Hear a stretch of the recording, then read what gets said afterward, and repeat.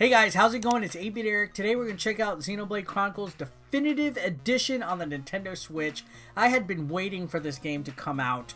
I did not play the previous versions of this game. Yeah, the previous versions. This was previously on the Wii in 2012, came out, and it was a masterpiece. It was considered one of the greatest RPG games ever made, arguably.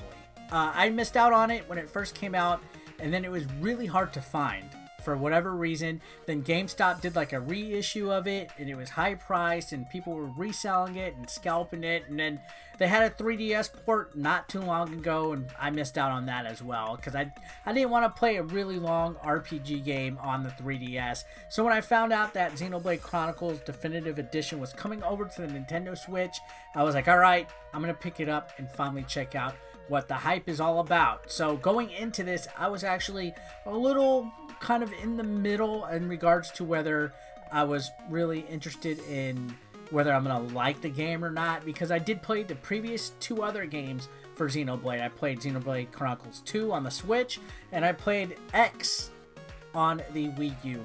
I really liked Chronicles X, but I didn't care for Part 2.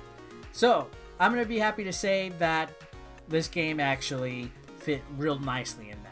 I kind of enjoyed it a lot more than Part 2, but I still consider X being my most favorite one.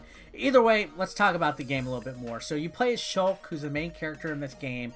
Him and his friends embark on a quest after their town has been attacked. They live in Colony 9. There's this whole group of creatures called the Mikan, and they assaulted everybody and just totally destroyed their home. So they journey along the world, and the world of Xenoblade is interesting because it's like real artsy and big and full of fauna and different plants and creatures and stuff, but it actually takes place on two titans. Two huge characters are basically hibernating and asleep. The whole world lives on their back.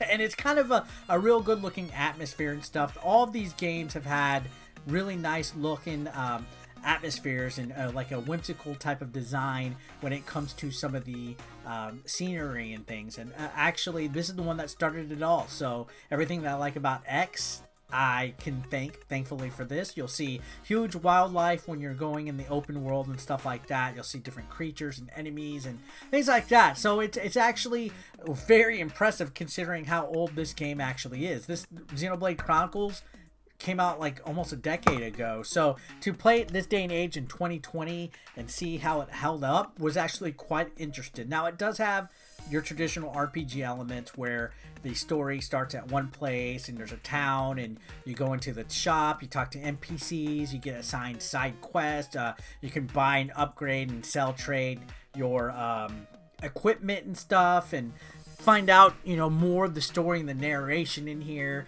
And then from there you'll go to like a cave or a dungeon or some kind of like area that needs to be cleared out with an enemy, and then you move on to the next area and so forth, kind of like the traditional RPG loop. And there's quite a bit here to digest. At first it might seem a little overwhelming because the game does send a lot of information your way in text boxes that pop up, especially in regards to combat. Now if you've played previous iterations of the Xenoblade series, the combat's the same here. It's kind of like its own little, I guess, combat engine where it takes place in real time. Matter of fact, when you're traveling in the map, you will see the enemies on screen, and you could choose to avoid them if they're not hostile. But once in a while, you'll run into real aggressive enemies that have like an eyeball above their head. This means as soon as they spot you, they're charging at you like the T-Rex from Jurassic Park. The battle does take a little bit of getting used to again, because it does take place like in a free range mode. You'll be constricted to a small area around the playing field, but you're able to move around at your own will in that. But your characters do attack with a basic attack that you don't have to push anything with. So depending on your weapon and how good it is and its attack power and stuff, that factors into the stats is how well that attack does. But you'll see at the bottom of the screen there's circle symbols. These are your arts. They range from everything from attacks to defenses to healing and different types of power-ups that can affect your character and your allies' abilities. There's even performance arts that further increase that with special stuff like being able to remove an aura from the enemy so you can attack it, or actually being able to attack a little bit longer. And all this is done to fill up a power gauge where you and your allies can work together to do a chain link attack. So the huge factor in on this combat is actually knowing where you're at, knowing where to attack the enemy, knowing what move or art to use, and also to pay attention and direct your allies. You can direct them to focus on an attack, you can direct them to be defensive, you can have them move around any way you want. There's a fair amount of strategy in this. It does take time. I'm still on the fence though in regards to whether I prefer this type of combat over a traditional turn-based RPG type of combat system. It is pretty easy to figure out, but again, it is quite overwhelming. Every art does have a cooldown, so you also have to factor that in. As your characters level up, you unlock new skills and new arts and stuff like that.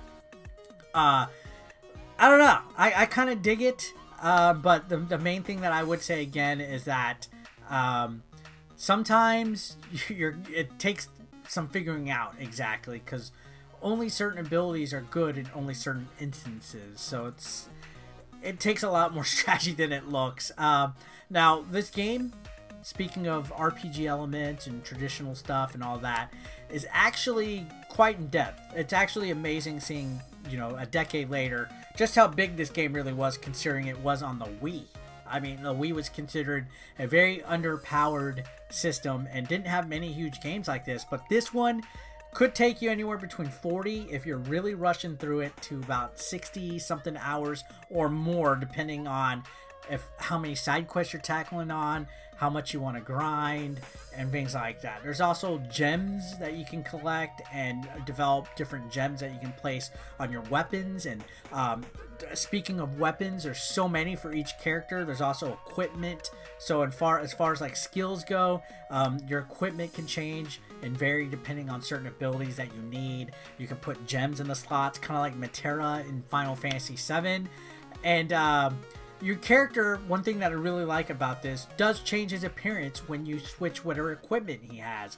That's one of my like small little pet peeves in RPGs, is when you change the equipment, you don't see any change on your character visually. This one does have that, and I like that. There's also additional trials that you can do to unlock further equipment and stuff. So there's a lot of replay value here. Your characters, again, level up. There's upgrading and skill sets and skill trees, and you can upgrade your arts with AP points and stuff like that. So there's a lot to digest here. However, it's initially does seem overwhelming, but it's not that bad once you really sit down and take your time. Now, the story is actually narrated by voiceovers, which is another thing that's really impressive. So there's a lot of voice acting in this game, even for like the NPCs and stuff. And I don't want to spoil too much of the story in regards to that, which is why I'm not showing too much further into the game beyond the halfway point. But I did spend about 45 hours this weekend playing the game like non-stop. You can see in my eyes, I'm kind of red because I haven't slept much. I was just checking this game out and actually enjoying it. The game met my expectations. I'm so disappointed in myself for missing it out initially. Again, I didn't play it when it came out on the Wii or anything, and it actually feels like, you know, I'm playing a game that was created in 2020. You know, it's give or take. Yeah, in the cutscenes and stuff, there's some stuff that's obvious that it was made in a much older era, because, you know, certain polygons and certain shapes and the way the characters move and stuff might look a little robotic. But they did change a little bit of things graphically, from like the characters' faces and stuff like that. So there is a little bit in the visual improvements here, which is not a bad thing at all. I think it actually holds up really well. If I was to give this game a scale rating, I would say on the 8-Bit Eric game grading scale, I would give Xenoblade Chronicles a solid 8 out of 10. I know people say it is a masterpiece, but I'm not going to rank a game a perfect thing. There are some things that I do not like about it, like the challenge. It's actually like sometimes you will completely get devastated by random enemies that just charge out of you out of nowhere on the overworld screen. But that was like that in all the Xenoblades, where all of a sudden a huge dinosaur just pops up and attacks you and defeats you, and you lose track of where you're at and stuff like that. And then I would honestly say some other things, maybe the combat system could be a little bit better, but again, it's actually really solid. It's held up for as much as it could. So I actually enjoyed it a lot more than Xenoblade Chronicles 2.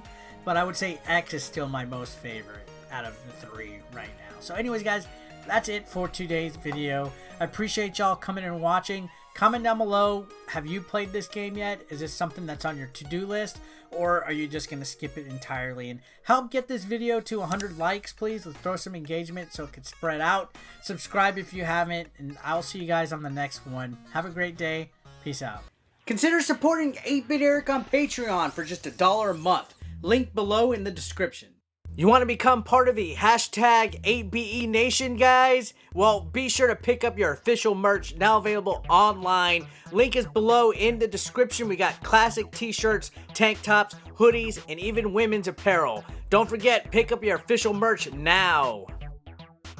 And while you're at it, guys, feel free to watch the next video, or why don't you catch up on one that you might have previously missed. Thanks again, guys, for all the support. I couldn't do this without you. You guys are amazing, and don't forget to subscribe and click that like button if you are brand new. Thanks again, guys. Peace out.